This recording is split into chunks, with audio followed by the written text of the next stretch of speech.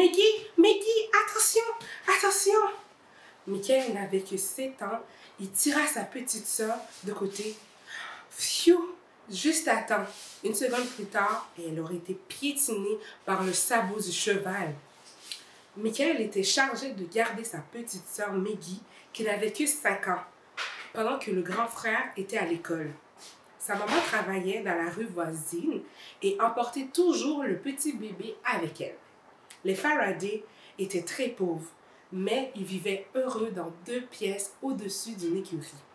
Michael était presque toujours entouré de chevaux, car son père était forgeron. Il fabriquait des fers à cheval sur sa petite enclume. As-tu déjà vu un fer à cheval? Ouais?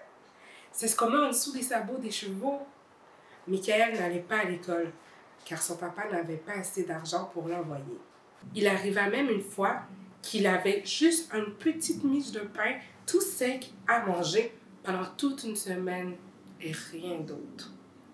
Un jour, assis sur une grande poutre avec Maggie, il trouva un fer à cheval. Il dit « Regarde bien, Maggie, je vais te montrer un nouveau jeu. » Alors il aligna 5 clous, puis approcha lentement le fer à cheval du premier clou.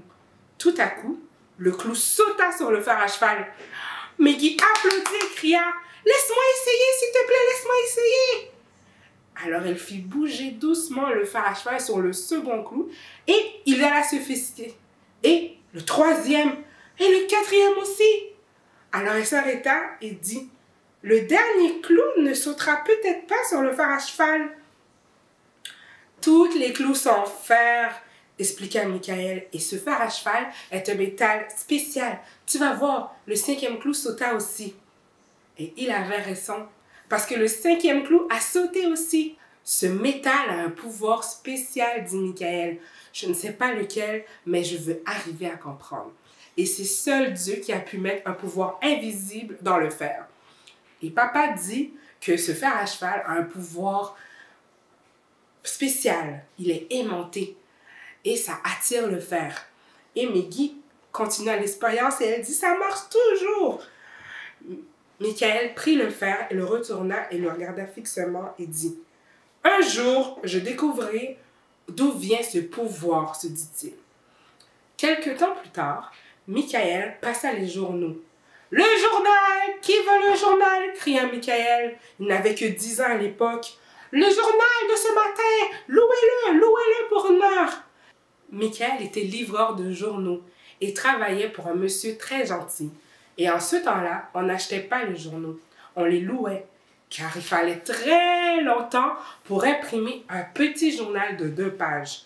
Après 1 heure, Michael devait récupérer tous les journaux, puis aller les proposer aux autres clients qui habitaient 2 rues plus loin, et ainsi de suite.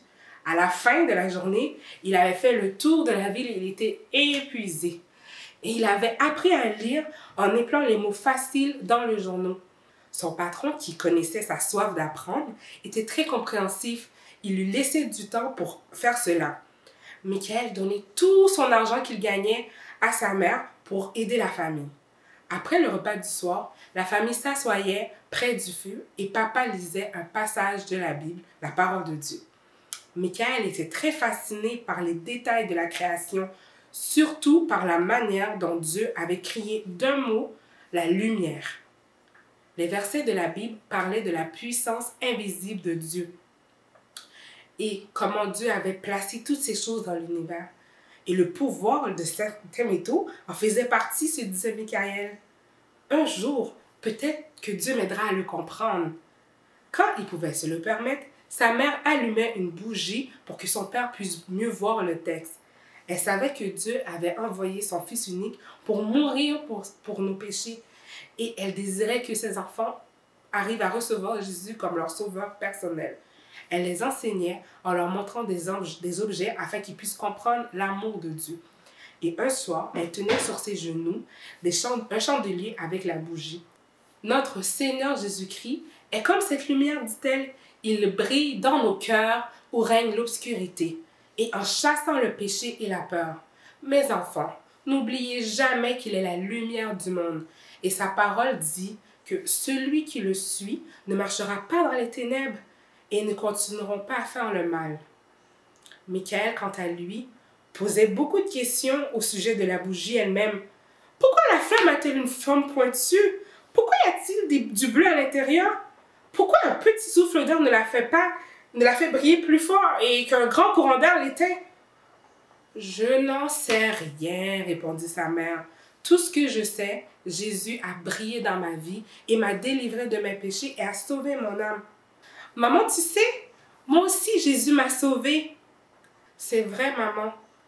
Je ne t'ai pas encore dit, mais j'ai demandé à Jésus de me sauver de mes péchés et je l'ai reçu comme mon sauveur. Jeudi dernier, j'ai invoqué son nom comme tu l'as lu dans la Bible. Quiconque invoquera le nom du Seigneur sera sauvé. Romains 10, 13. Et je sais que j'avais besoin d'être sauvée de mes péchés. Et je sais que Jésus était mort et ressuscité pour moi, pour prendre la punition de mes péchés. Et maintenant, je suis sûre qu'il m'a sauvée. Et à partir de ce moment-là, Michael décida de vivre pour Dieu. Il ne savait pas tout ce que Dieu avait prévu pour sa vie, mais chaque jour, en lisant la parole de Dieu et en lui obéissant, il apprenait de nouvelles choses et expérimentait les promesses de Dieu. Waouh! Michael était vraiment un jeune garçon très débrouillard, hein? Et il était très curieux. Il voulait découvrir de nouvelles choses et faire des expériences.